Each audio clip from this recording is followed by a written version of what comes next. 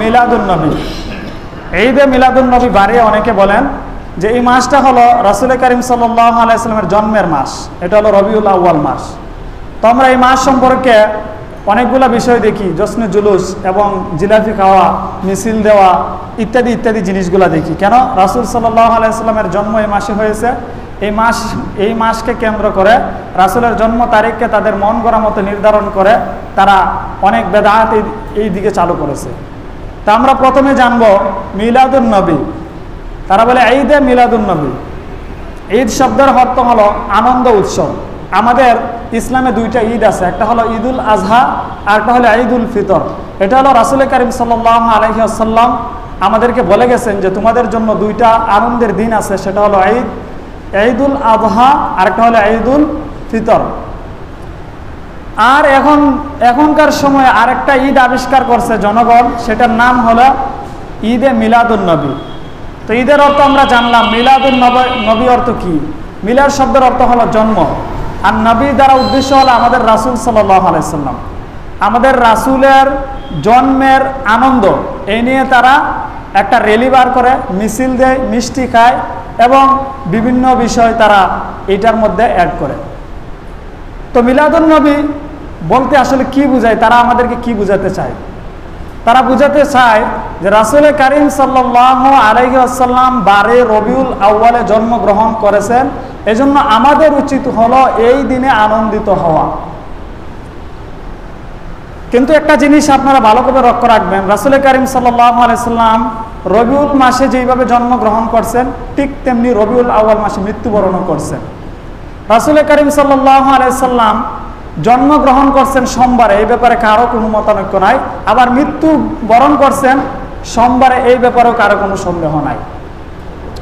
কিন্তু রাসূল সাল্লাল্লাহু আলাইহি ওয়াসাল্লাম রবিউল আউয়াল মাসে জন্মগ্রহণ করার ব্যাপারে যেভাবে সন্দেহ নাই, ঠিক তেমনিভাবে সোমবারে জন্মগ্রহণ করার ব্যাপারে কোনো সন্দেহ নাই।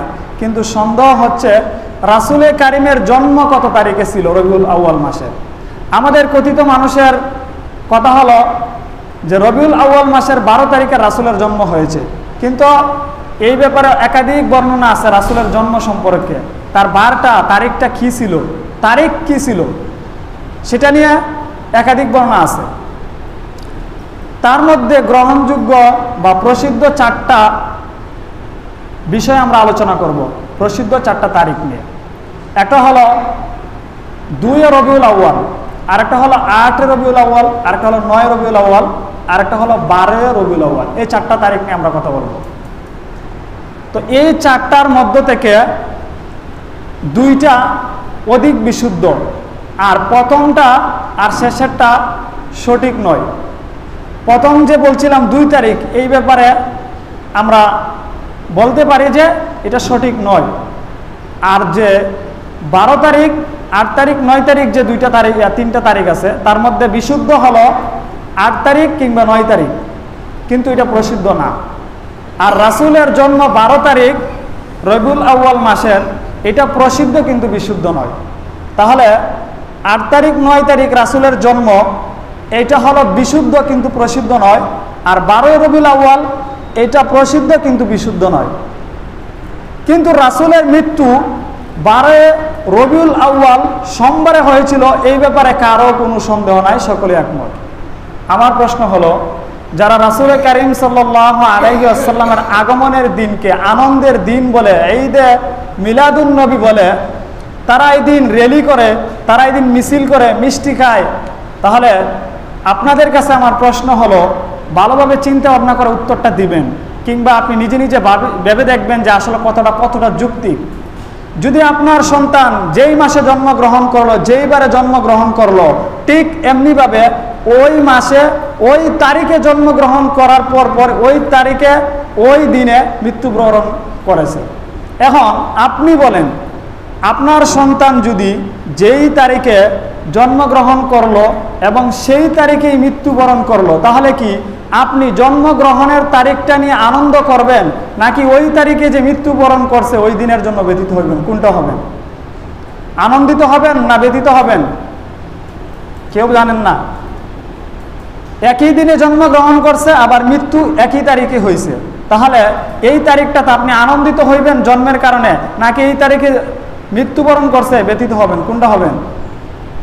কোনটাই না, ব্যতীত হবেন। যাকে একজন হলে উত্তর দিছে। তাহলে যেই তারিখে রাসূল জন্মগ্রহণ করছেন তাদের কথা অনুযায়ী সেই তারিখে মৃত্যুবরণ করছেন, তাহলে তো ব্যতীত হওয়ার কথা। যে 12 রবিউল আউয়াল যদি আমি ধরে নিই তর্কের খাতিরে যে রাসূলের জন্ম 12 রবিউল আউয়াল, তবে এইটা বিশুদ্ধ রাসূলের মৃত্যু 12 রবিউল আউয়াল। তাহলে 12 রবিউল আউয়াল জন্মের কারণে যদি সকলে আনন্দ উপভোগ করতে পারেন, তাহলে রাসূল তো 12 তারিখে মৃত্যুবরণও করছেন, তাহলে ওই দিন তো ব্যতীত হওয়ার কথা ছিল, কারণ এই দিন তো তিনি মৃত্যুবরণ করছেন। কিন্তু তারা ব্যতীত তো হনই না, বরং তারা এই দিন কি করে? আনন্দ করে, ঈদ উল্লাস, এবং তারা মিষ্টি বিতরণ করে। তাহলে কি তাদের উদ্দেশ্য এটা যে রাসূল মৃত্যুবরণ করছে এই জন্য আমরা খুশি হয়েছি? এর দ্বারা কি বোঝা যায়? আস্তাগফিরুল্লাহ।